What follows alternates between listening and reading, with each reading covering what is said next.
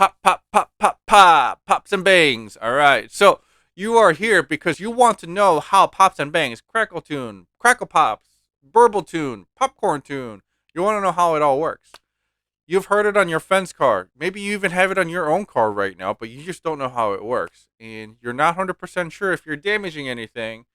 Well, you've come to the right place. Let me explain to you how this works. That way you know exactly what you're getting or exactly what you have and make your decision for yourself to see if it is worth the risks.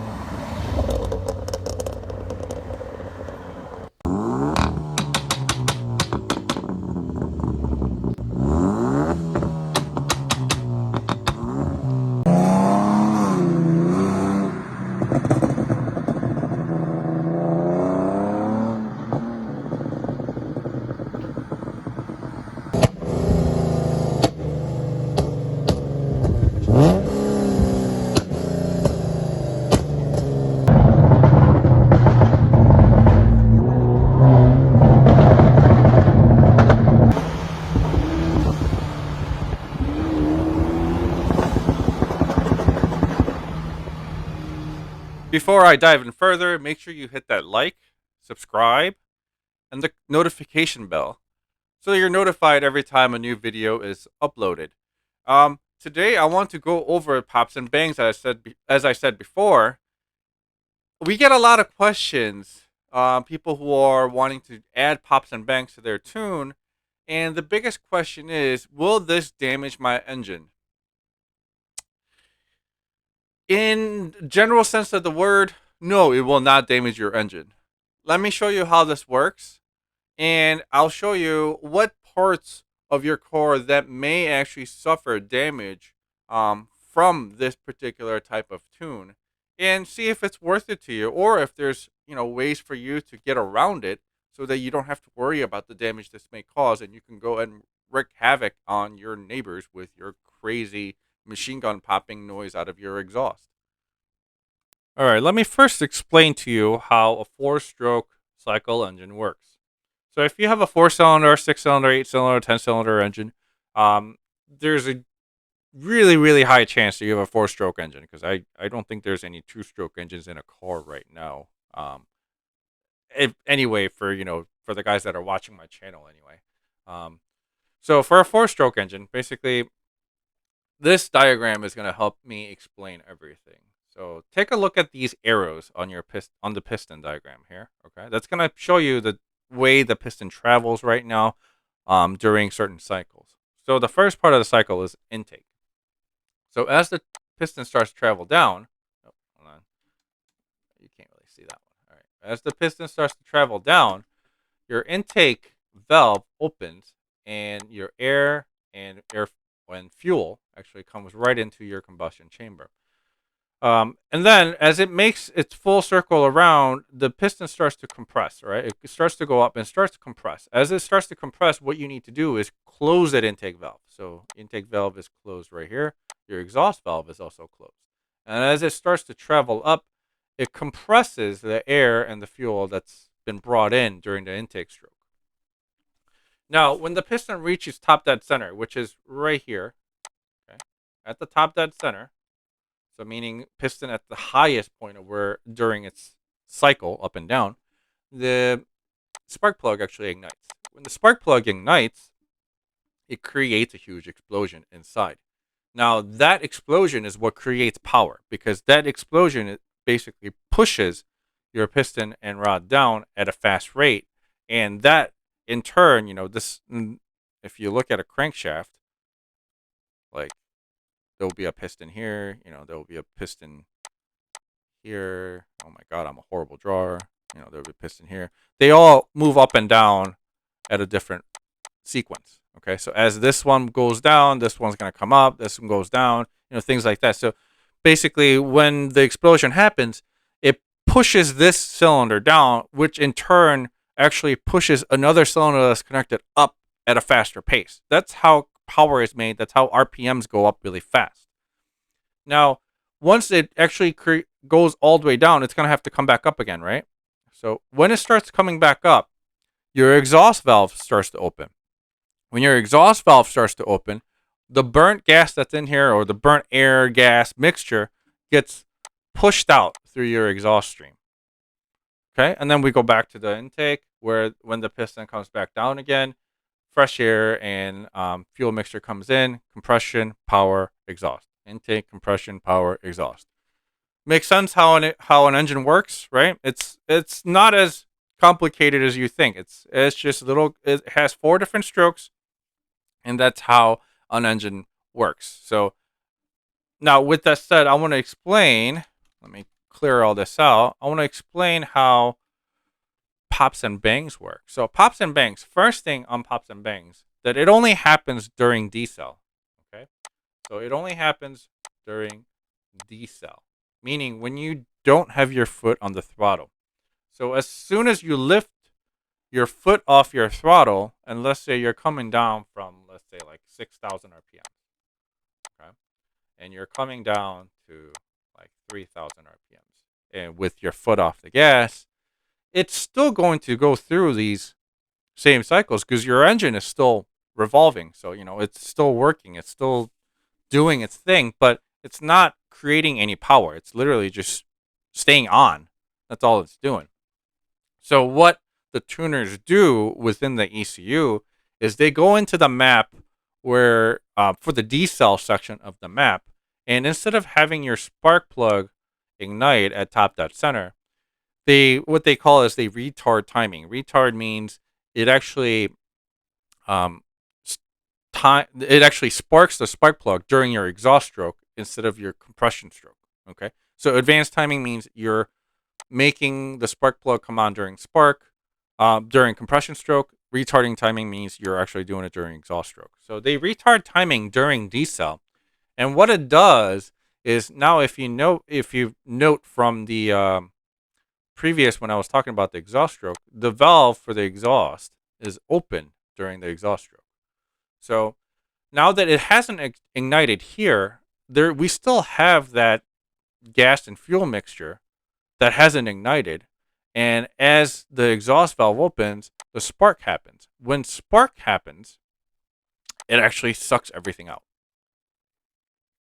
Okay? So what you're hearing for the pops and bangs is basically during the exhaust stroke, the explosion happens inside your combustion chamber, but because your exhaust valve is open, that explosion travels out through your exhaust, and that's where you're hearing pops and bangs. Pretty simple concept. Okay? Since you didn't burn it off here, you're going to burn it off while the exhaust valve is open, and you hear everything through your exhaust system. That's why you're getting the pop, pop, pop, and a bunch of banging noises, because it's basically little explosions you're hearing as your engine goes through its cycle. Okay. Now, because we're doing this on a decel, there's no load here. You're not really forcing the engine to overwork itself to produce power. All it's doing is going through its motions. When it goes through its motions and the exhaust actually gets burnt here, and goes out, there's really no damage to be had within the engine. Again, because there's no load. You're not really pushing the engine to any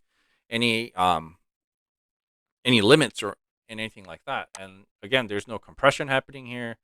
You're not moving against the actual cycle. You're just helping burn the exhaust gas that never happened, basically.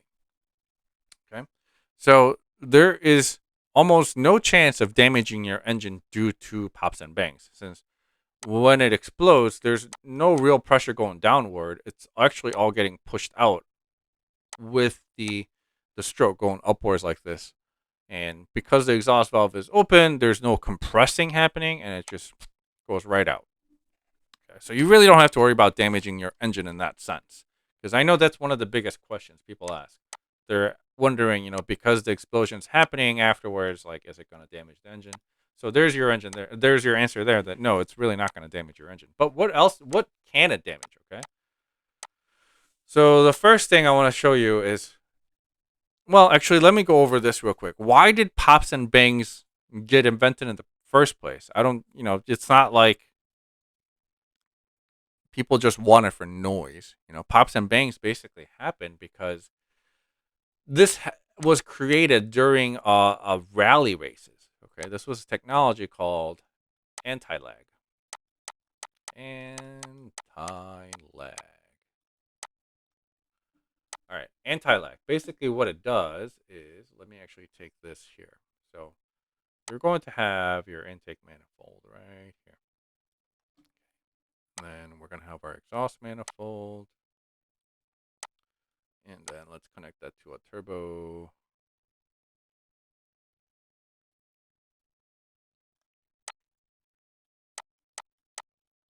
Okay, so this is a normal turbo engine, right? You'll see a lot of turbo engines um, in a rally setting. So basically, what happens is with turbos is fresh air goes in, gets ignited, comes out, blah blah blah, spins the turbo and makes power. Now, the problem with turbos is when you actually let off the throttle, because this exhaust stroke again has really nothing going for it. There's no power going through it. It doesn't really keep the turbo spooled.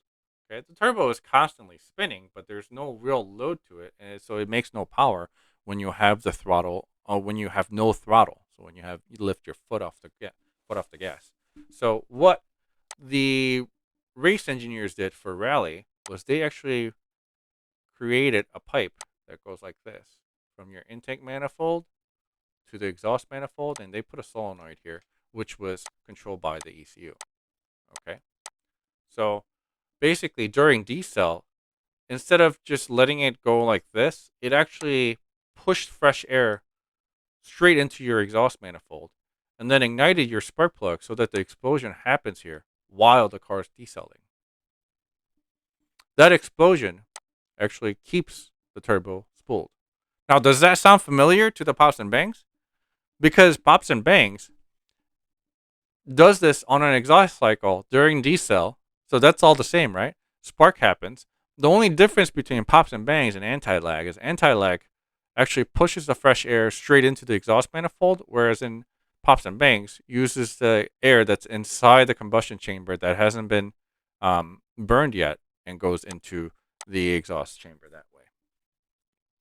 So, with that said, the anti-lag system like this is way more effective than pops and bangs at keeping your turbo spooled. But basically, it's the same concept, and that's why it makes similar noises as those rally cars you see on during races with their anti-lag systems here, giving off that pop and bang noises. Okay, so that's where pops and bangs came into play. Now, with more control over how the spark works and how the ECU works, we're mimicking that anti-lag using the ECU to create that pop and bang. And the downside to that, okay, now we are talking about basically explosions happening here, okay, with turbo. Wow, I'm drawing like super awesome today. Okay, and then from the turbo, we're gonna have exhaust come out the back. Let's have a catalytic converter there, which runs out to a muffler. Vroom vroom. All right.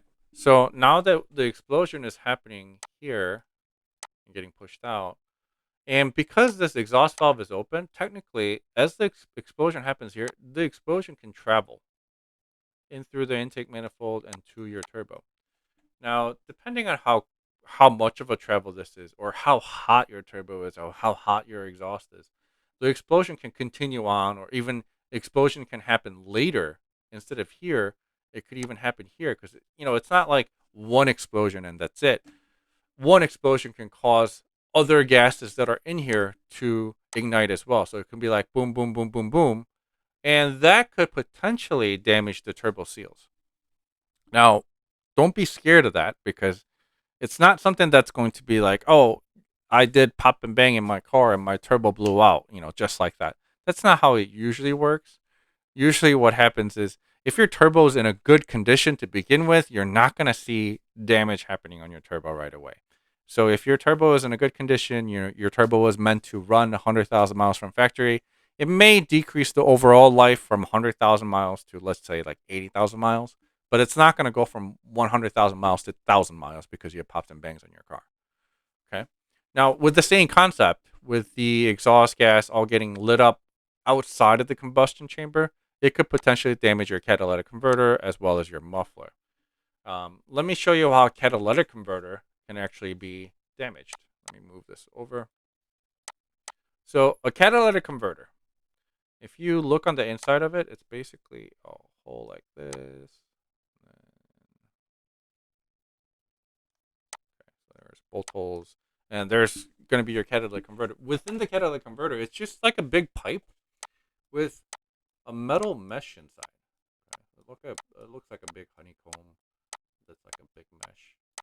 Basically, what catalytic converter does on normal basis, it takes the unburnt gas that comes out of your exhaust valve, and it captures those unburnt gasoline particles.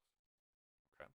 And due to how hot the exhaust gets during your normal everyday driving, that unburnt gas that gets caught here just naturally burns off within your catalytic converter. So whatever comes out your exhaust pipe at the end of the day is a cleaner air. It's less emissions that way. So catalytic converters were meant to clean up the exhaust gas as much as possible before it actually exits the vehicle fully. Now, the problem with pops and bangs and catalytic converters. So catalytic converters, like I said, it's like a big honeycomb inside, but it's not like it's welded to inside of your catalytic converter. It literally just sits in there. So when they say, I'm sure you've heard the term when people say I punched out my cats. Basically, what it is they just remove this part. It's as easy as putting a drill bit in it and just spinning it, and the thing will just spin right around and pop right out. So it will clean itself up like that. So it's not a real permanent fixture that's inside your catalytic converter housing. So when the explosion happens in here, it can actually destroy the honeycomb that's inside. And when you do that, basically you've damaged your catalytic converter, and that's how the damage occurs with all the explosions instead of regular burning of things. Okay. And also, the third part that can get actually damaged is if you have one of those mufflers. Let's say you have a muffler, exhaust tip. Okay. If you have one of those mufflers that have a pipe that goes in like this, and this is all filled with fiberglass. Okay. So this is traditional style of muffler that a lot of aftermarket companies used to use. And then, you're going to have little holes all alongside this piping, and it basically allows some of the exhaust gas to go straight out, but some of the exhaust goes and gets caught within this fiberglass padding, which muffles the sound. That's how a muffler used to work. Now, problem with that is, let's say the exhaust starts to pop inside the muffler and it creates explosions inside these fiberglass mattings. They can actually damage the fiberglass inside, and your exhaust will get louder and louder and louder, louder and louder until one day you're actually spitting your fiberglass out your tip, and it's not muffling anymore. Muffler will not work. Again, it's not something that's going to happen right away, but it could happen down the road with decreased life of your components like this. So how do you avoid all that? Now, obviously, if your car is turbo, you can't unturbo your car. That'll be just stupid. So turbo portion of it, you just kind of have to deal with it, knowing that you're going to be shortening the life of your turbo. But like I said, it's not going from 100 to a 0. You're pretty much, depending on how much you beat on it, how you drive it, how you take care of it, you're pretty much decreasing the life maybe by 10 to 20%, if that. Okay. Now, with the catalytic converter, obviously, it's not legal for you to remove this, but if you removed it, you don't really have to worry about that breaking ever. Same thing with the muffler. Some of the mufflers out there now, instead of using these fiberglass, what they do is, let me draw another one. So what they do is,